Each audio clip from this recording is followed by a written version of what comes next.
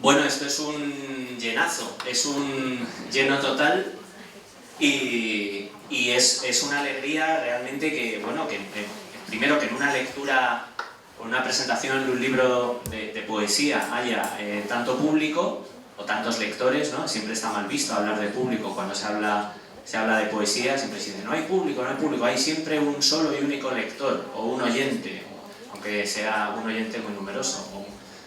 Bueno, en fin, dejémonos de palabrerías o digresiones. Es raro, es infrecuente y es una alegría que hayáis venido todos a escuchar a Charlotte, a descubrir su libro, a leerla. Y es extraño también, y es un descubrimiento, también es un libro. Voy a decir unas cuantas cosas que he pensado sobre Camaleón al leerlo, y luego me gustaría hacerle unas preguntas y ya dejar simplemente que lea ella. Son unos pensamientos un tanto desordenados, lo siento, tiendo a la digresión. Hay escritores que dicen, y esto es una digresión también, hay escritores que dicen que escribir es hacer una digresión y saber regresar a casa. Yo probablemente me pierda continuamente, no sabré regresar a casa, pero vamos, el intento estar ahí. Bueno, lo primero que llama la atención en una poeta como Charlotte Van den Broek es que alguien que es conocido como poeta en cierto sentido performativo, o un poeta que lee en público, o que si uno busca en internet, nacida en 1991, Camaleón fue su primer libro, fue un éxito. Es una persona que viene del mundo del teatro y luego se la suele relacionar como una poeta a la que le gusta leer. Puedes ver sus vídeos en YouTube y bueno, uno tiende a asociar con esos prejuicios que muchas veces acompañan a la lectura, pues puede pensar que es una poeta con formación de teatro en la que uno va a reconocer unas pautas performativas, ¿no? Por llamarlas de alguna manera. Pero lo primero que me quería decir es que no todo en esta poesía se entiende. Decir esto puede parecer un insulto, pero probablemente sea el mayor elogio que se le puede decir a un poeta. Es decir, el lenguaje en el que trabaja Charlotte no es un lenguaje prefabricado, no es un lenguaje fácilmente comunicable, sino que es un lenguaje que transita unos territorios ambiguos, unas zonas de tránsito siempre cambiantes, de ahí el título de Camaleón, por ejemplo. Y si bien es una escritora que es muy precisa en esa extrañeza, lo es también por mostrarnos esa incapacidad siempre de hallar un sentido totalizador o un sentido estable. Quiero decir que es una poeta que sorprende también, por volver a utilizar esta palabra, sorprende que una poeta tan deliberadamente ambigua, tan sutil en lo que quiere captar, en sus merodeos de lenguaje, sea a la vez una poeta popular. Eso hace tener fe en el futuro de la humanidad. Y voy a comenzar, voy a leer la cita que abre el libro. Es una cita de Schiller, Federico, que sobre el libro, sobre poesía ingenua y poesía sentimental. Y yo creo que es una cita importante para intentar atrapar esa materia cambiante, camaleónica del libro y del propio lenguaje. Dice: nada hay por lo que el afán de agradar de la mujer se esfuerce tanto como por la apariencia de ingenuidad. Prueba suficiente, incluso si no se hallara otra, de que el principal poder de este sexo se sustenta en dicha propiedad, la de la ingenuidad. Podemos pensar, qué machista, y bueno, podemos pensarlo y decirlo, qué cita más machista de Schiller, pero también hay que entender que en este libro Schiller define lo que es la poesía sentimental, lo que es la poesía ingenua, y hace una defensa de la poesía ingenua como que se convierte de alguna manera en uno de los pilares de la poesía moderna. De hecho, la visión que Schiller puede tener de lo ingenuo se parece mucho a la que tendría Baudelaire unos cuantos años más tarde, cuando dijo: ¿qué es el genio? El genio es la infancia recuperada a voluntad. En lo ingenuo, dice Schiller, la naturaleza vence al arte. Es decir, el lenguaje de la poesía vence al código de normas y deberes que llamamos literatura. Pensemos que Schiller también escribe esto en un momento en el que se rompe precisamente con las jerarquías de los géneros literarios, cuando se busca una libertad, una ingenuidad, una sana pureza y una libertad de las normas y de los códigos del siglo XVIII y de la poética aristotélica. Cuando la poesía, de alguna manera, descubre su insuficiencia en cuanto a trituradora de realidades, cuando la poesía empieza a sentirse también pequeña respecto a la realidad que pretende nombrar sin triturarla. Porque el poema, y en este estoy hablando ya directamente de Charlotte van den Broek, el poema, más que hallar un sentido, más que buscar un sentido rotundo, más que sustituir a la realidad por su doble, lo que muestra, o mejor dicho, en torno a lo que merodea, es sobre esa sagrada falta de sentido de la realidad. Y ahora me gustaría, con esta cita, plantear dos posibles lecturas de Camaleón. Una lectura puede parecer más irónica y tiene que ver, sobre todo, con el género, como que diga la mujer en tanto ingenua. Una lectura que puede entenderse de una mujer en cuanto ingenua. Es una lectura que domina el libro y que puede entenderse como una lectura irónica, en un sentido. Pero también hay una lectura de esa ingenuidad. Recordemos que Schiller está hablando de la poesía ingenua y de la poesía sentimental. Se puede hacer una lectura un poco más literal de esa ingenuidad en tanto que poeta. Es más, es una lectura que puede ser incluso más literal en su ironía, si eso puede llegar a decirse o no es una paradoja rematadamente tonta. Es decir, si entendemos la ironía en su sagrada simplicidad también, en su no saber si afirmar o negar. Uno suele pensar, cuando hablamos de ironía, en España solemos pensar que cuando alguien dice ¡ay, qué bien te ha dejado el pelo el peluquero! Eso es ironía, decir lo contrario de lo que estás diciendo, querer sugerir lo contrario de lo que dices. Es decir, el peluquero le ha dejado el pelo hecho una pizza rococo, yo qué sé, ¿no? Pues la ironía romántica, la ironía de los poetas, la ironía del libro de Charlotte van den Broek es la incapacidad de saber si afirmas o niegas, la incapacidad de sentirse segura en un lenguaje, o la capacidad de vivir como sí, de transitar esa mutabilidad. Hay un momento, un verso muy bonito en el que ella dice que tiende hacia lo indefinido, de alguna manera. Pues eso es la ironía. Hablar es solo el camuflaje del olvido, dice en otro verso.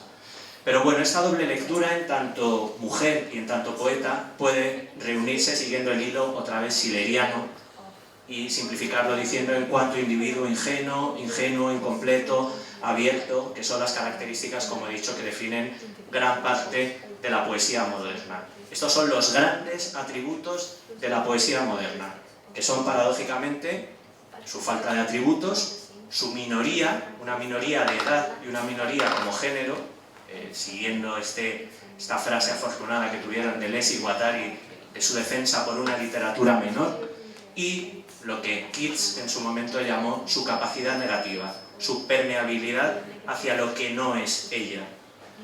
Bueno, esto a mí me parece que son características de un género que no sé si existe, que a mí me encantaría que existiera y que yo lo llamaría poesía de formación.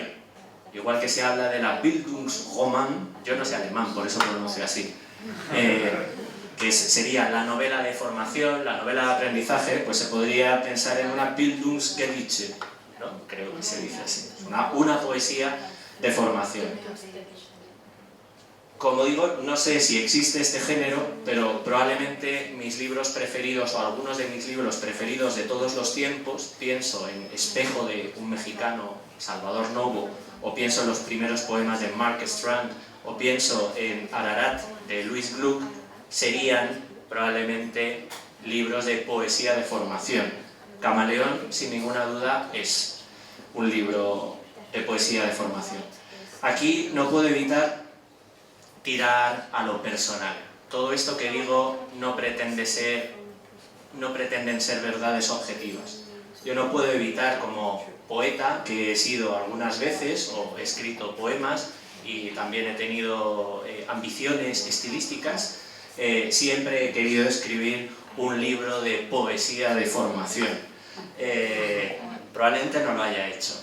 Leyendo Camaleón he pensado, sí, esto es la poesía de formación. Me ha dado mucha envidia, siempre cuando se habla de la envidia en público se añade el epíteto sana, ha sido una envidia sana, sí, probablemente, sobre todo ha supuesto para mí un deslumbramiento. Simplemente quiero decir que para mí la objetividad que puede tener un presentador de poesía me interesa menos que deciros la verdad de lo que pienso como lector. Bueno, los poemas de Charlotte, como he dicho, transitan esas zonas ambiguas, esos sentimientos complejos, y hay numerosos momentos en los que el interior se desborda.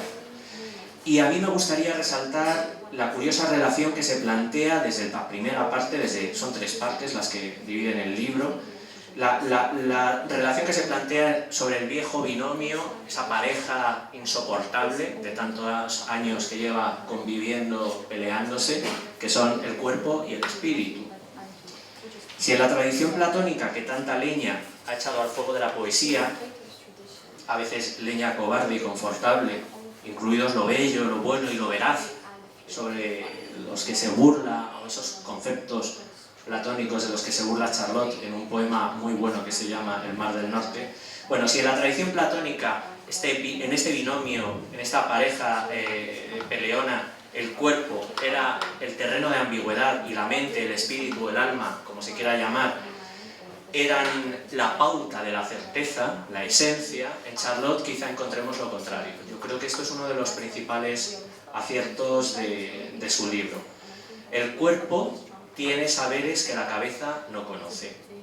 Frente a la vieja idea de que el espíritu habita un cuerpo que le es ajeno, porque el cuerpo envejece, cambia, y porque eso para la tradición platónica y cristiana es pecado, aquí es el extraño el que habita como un octavo pasajero dentro del cuerpo.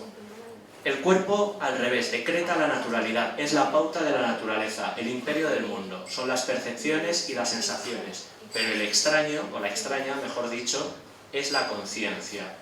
El cuerpo, naturalizado, sobrecogedor, terrible, se convierte o pasa a ser, como dice en un verso, paisaje.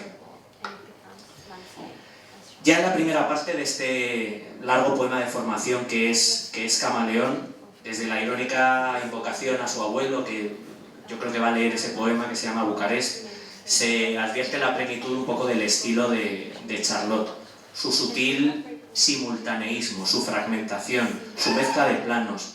De vez en cuando hay notas de humor que reintegran, pero un instante después hay desmentidos con reflexiones muy rigurosas, muy distanciadas de alguna manera, muy frías, muy inteligentes. Las imágenes, y menudas imágenes, o sea, esa capacidad que tiene Charlotte para crear imágenes afortunadas que cargan de sentido la realidad, son levemente antropomórficas. Esto en la gran poesía se ha valorado siempre mucho, y aquí estoy siendo un poco irónico. Siempre se valora que la naturaleza se comporte como el poeta pretende. La gracia, esto se llama falacia patética, normalmente. La falacia patética es cuando el poeta proyecta en el paisaje sus sentimientos. Ese juego de proyectar los sentimientos en Charlotte es rápidamente desmentido con anticlímax reflexivos muy acertados, muy atinados. Me hace gracia en ese sentido, en ese juego de desmentidos, de anticlímax, por repetir la palabra, me hace gracia la insistencia que tiene Charlotte en los pierrots y en los payasos. Hay una tradición, un poco, se suele ver, puede haber una tradición flamenca hacia el payasismo flamenco, no sé si se puede decir así, o Flemish clownism, no sé.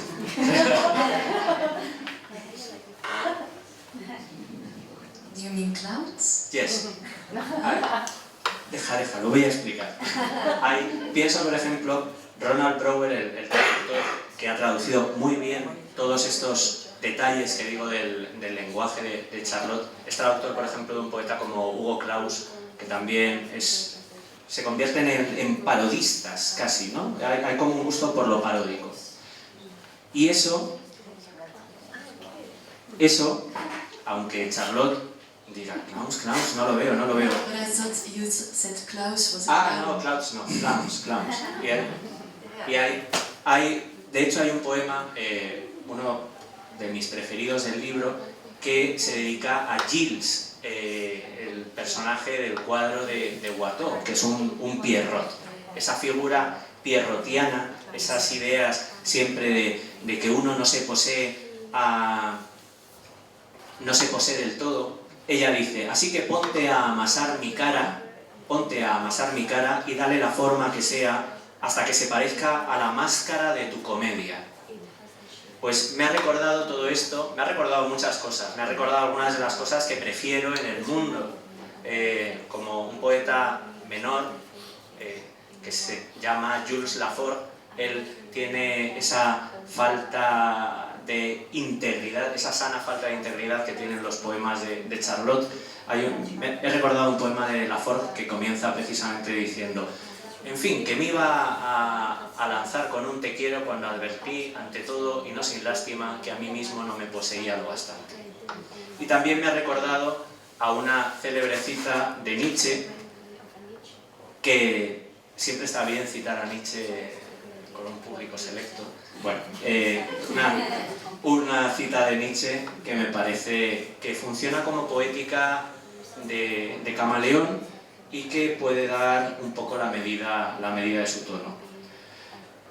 Dice Nietzsche: nosotros somos la primera época estudiada con conocimientos en asunto de disfraces. Quiero decir, de morales, de artículos de fe, de gustos artísticos y de religiones.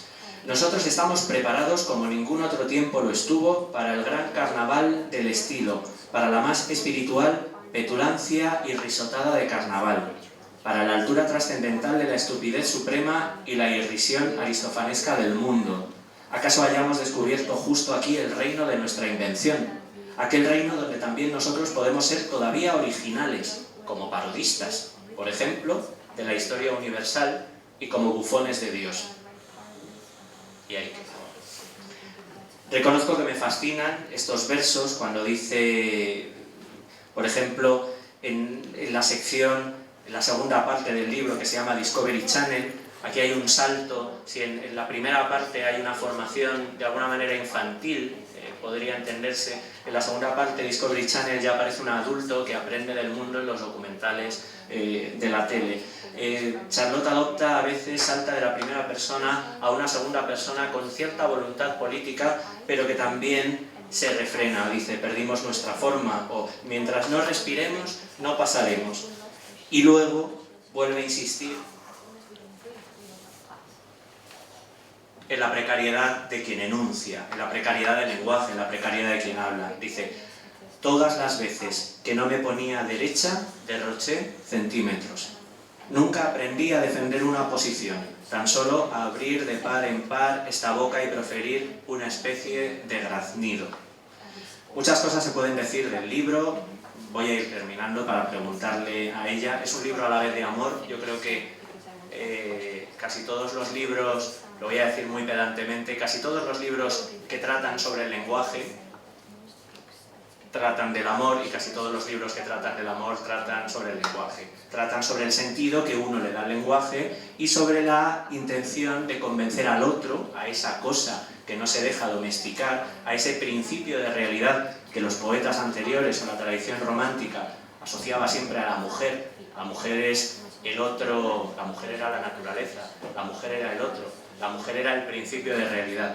Ahora, en una sabia y sana inversión, el principio de realidad es la pareja, y la mujer puede ser ese ser fluctuante, menor, retorcido, complejo, fragmentado, que es el individuo contemporáneo y rico. Bueno, solo añado que la última parte de Camaleón, los últimos poemas están destinados, es una parte que se titula Origen, son los poemas más familiares, están dedicados a su madre, a las mujeres de su familia, son poemas muy intensos. Hay un poema, uno de mis favoritos del libro, que se llama Verduras de invierno, otro en el que dice: cogemos una habitación en un útero local. Aquí mi madre y yo podemos por un rato serlo todo, la una para la otra. En este viaje al origen, a la vez, hay una sabia desposesión. Parece que el principio de realidad, esa distancia reflexiva, ha ganado terreno.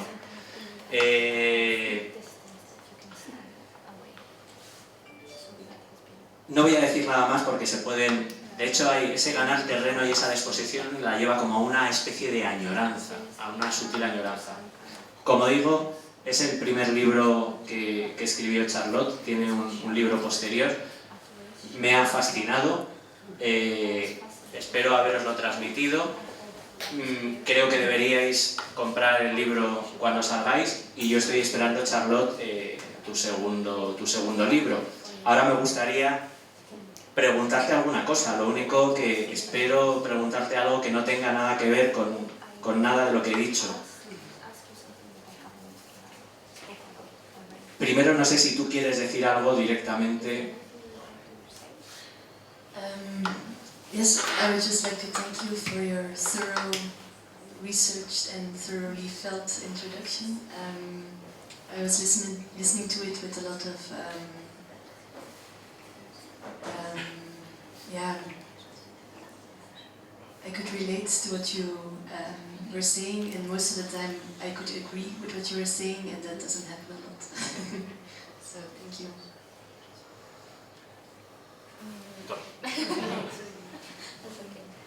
Solo quería agradecerte, Carlos, esa introducción tan bien preparada y tan sentida.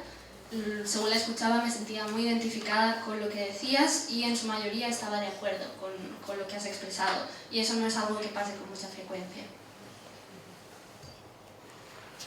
Yo quería saber un poco de dónde sale tu poesía. Sé que es una pregunta un poco tonta, igual decirle a alguien cuáles son tus influencias, de dónde vienes, qué poetas lees, pero yo creo que cuando un poeta te fascina y lo consideras un bicho raro, tú aquí eres un poco una bicha rara, eres como esta especie de pelícano con cabeza de camaleón. Me gustaría saber qué cosas lees, cómo te has formado como poeta, qué te ha llevado a esa especie de fragmentación, simultaneísmo, a esa poética.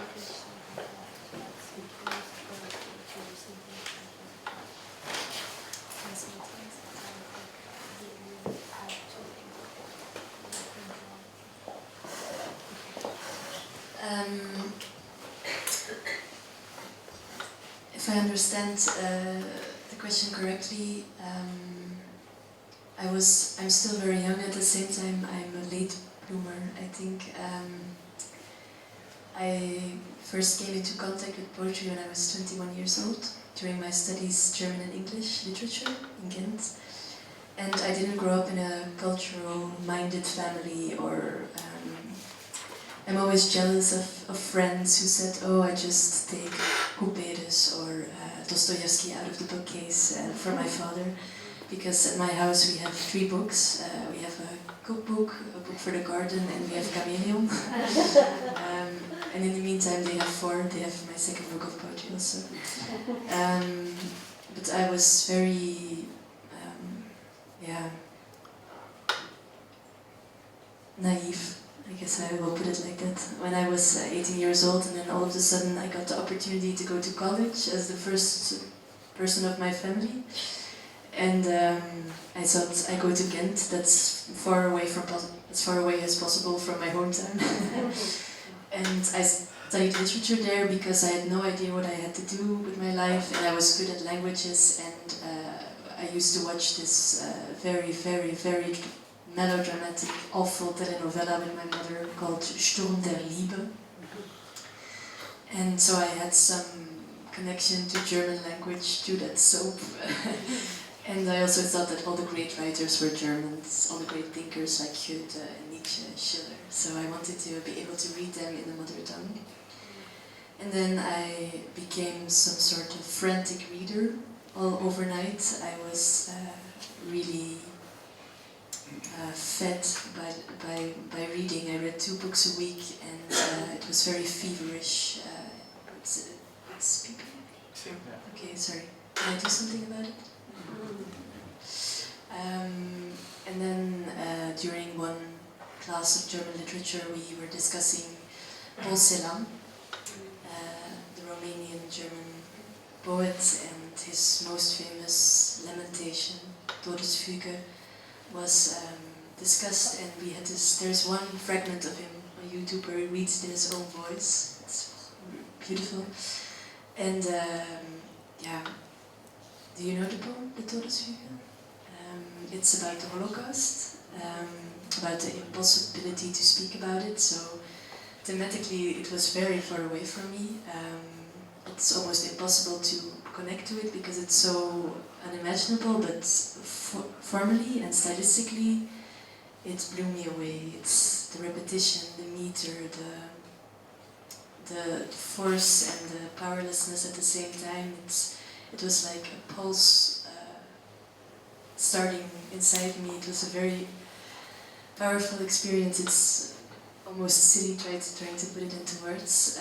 And then I got a strike of hubris, and I thought, I want to do that. I want to be able to do that. So it was a very particular moment in being triggered to write poetry, and it was a point of no return because from that point on you look for that experience like you look for, I don't know, a cigarette or a coffee in the morning. So you became something, yeah, I longed for. So.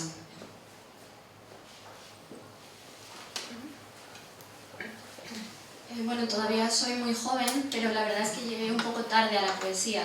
Mi primer contacto con la poesía fue a los 21 años, cuando estaba en la universidad estudiando en Gante. Mi familia no es una familia muy interesada por la cultura o la literatura. Siempre me han dado mucha envidia esos amigos que dicen, yo cogí un libro de Dostoyevsky de la estantería de mi padre. En mi casa, como siempre digo, solo había 3 libros. Un libro de cocina, un libro de jardinería y mi primera colección de poemas. Ahora que ya tengo 2 colecciones, tienen 4 libros. A los 18 me sentía muy ingenua, digámoslo así. De pronto tuve la oportunidad de ir a estudiar a la universidad y fui la primera en mi familia que fue a la universidad. Me fui todo lo lejos que pude, a Gante, y decidí estudiar idiomas porque se me daban bien y tampoco sabía qué hacer. En esa época estaba viendo una telenovela con mi madre llamada Sturm der Liebe, algo así como La tormenta del amor, y era una telenovela espantosa, muy melodramática, pero que me permitió entrar en contacto con la lengua alemana y por eso decidí estudiar alemán. En aquella época también pensaba que todos los grandes escritores eran alemanes, por ejemplo Goethe, Nietzsche, Schiller, y yo quería leerlos en el original.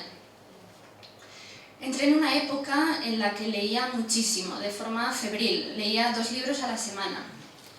Y luego hubo un momento concreto, una clase de poesía, en la que estudiamos a Paul Celan, un poeta rumano-germano, y su poema más famoso que se llama Todesfüge, no sé si lo conocéis.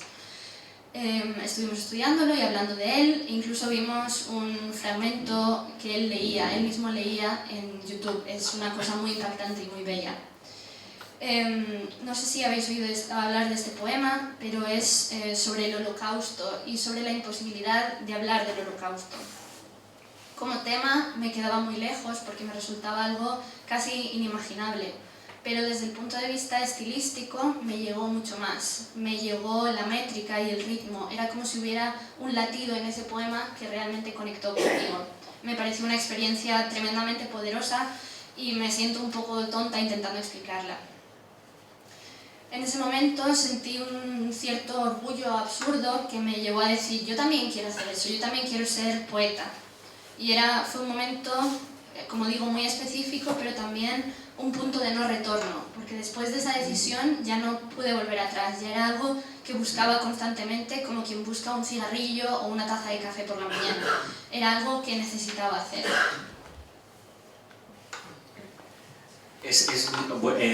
Todesfüge, o como se diga, es fuga de muerte, que es tus cabellos de oro, sulamita, o tu ceniza. Bueno, la muerte es un maestro venido de Alemania. Es un poema así muy largo que supongo que, bueno, si lo conocen los lectores de poesía, si lo conocen, Y es muy interesante que justo relaciones tu poesía con esa imposibilidad de narrar o de contar una experiencia que está en el poema de Paul Celan, porque él mismo define o habla de rejas del lenguaje, habla precisamente de todo aquello que la palabra es imposible de verbalizar, empezando por la propia experiencia.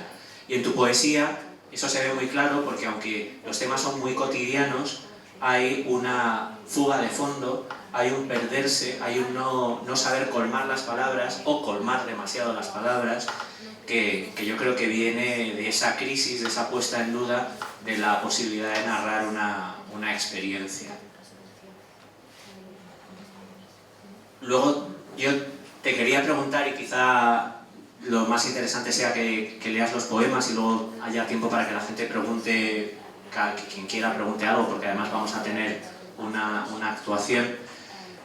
Simplemente cómo has vivido el reconocimiento. Tú dices, soy muy joven, bueno, lo de la juventud, la no juventud es relativo. Tu libro puede ser el libro de alguien joven porque lo has escrito siendo joven. Desde luego, la juventud es algo más temático que formal en tu libro. O sea, tu libro puede tratar de lo que está en formación y no agrupado, como la madurez. Cito un poeta nicaragüense que dice eso. Pero es un libro muy maduro es una palabra fea, pero bueno, es un libro muy bien escrito y es un libro que ya parte de la plenitud de un tono. Pero ¿cómo has vivido ese reconocimiento o ese éxito, o como se quiera llamar, con tu primer libro?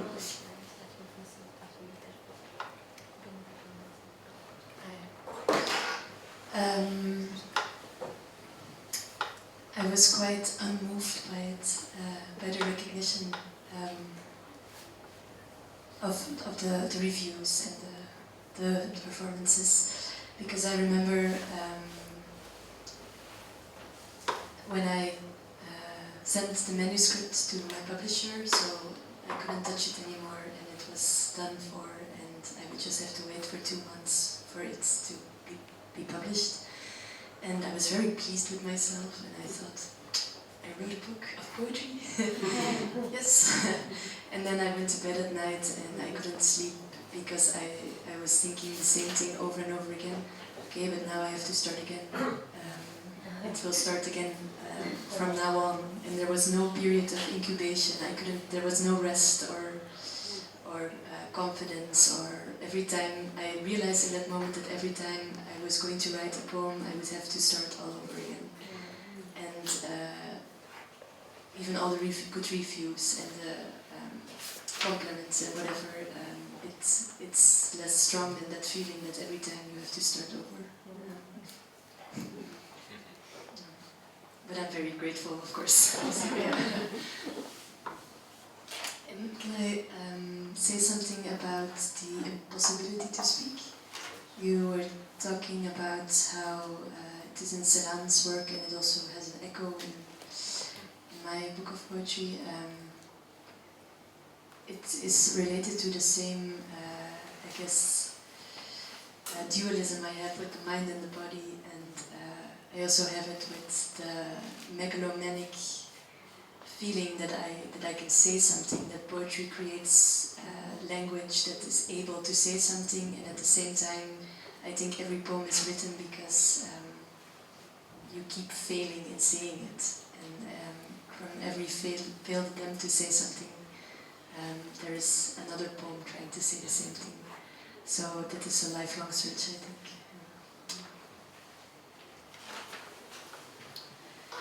En cuanto al reconocimiento, la verdad es que no me impactó demasiado. No me impactó el reconocimiento, ni las críticas, ni todas las presentaciones, porque recuerdo que cuando envié el libro a la editorial para que se publicara, tenía sensación de que ya no lo podía tocar, de que ahora tocaba esperar. Y durante un tiempo me sentí muy contenta. He escrito un libro de poesía, me van a publicar, qué bien. Pero luego me fui a la cama y no podía dormir, porque no dejaba de pensar que ahora tenía que volver a empezar y que a partir de ahora siempre sería así, siempre tendría que volver a empezar. No habría un periodo de incubación, ni de descanso, ni de confianza, siempre sería un nuevo comienzo. Así que las buenas críticas y los cumplidos que me han hecho se quedan como algo muy poco importante en comparación con esa sensación de tener que volver a empezar una y otra vez. Pero por supuesto estoy muy agradecida al reconocimiento y las críticas. Me gustaría decir algo sobre la imposibilidad de hablar, que está tanto en mi libro como en el poema de Celan, por ejemplo, y que creo que está relacionado con el dualismo que está en mí, el dualismo entre el cuerpo y la mente, y el dualismo entre la megalómana que cree que puede decir algo a través de la poesía y la persona que sabe que escribimos poemas porque hemos sido incapaces de decir las cosas de otra forma. Y de cada fracaso en el intento de decir algo surge un nuevo poema, y así surgen todos los poemas.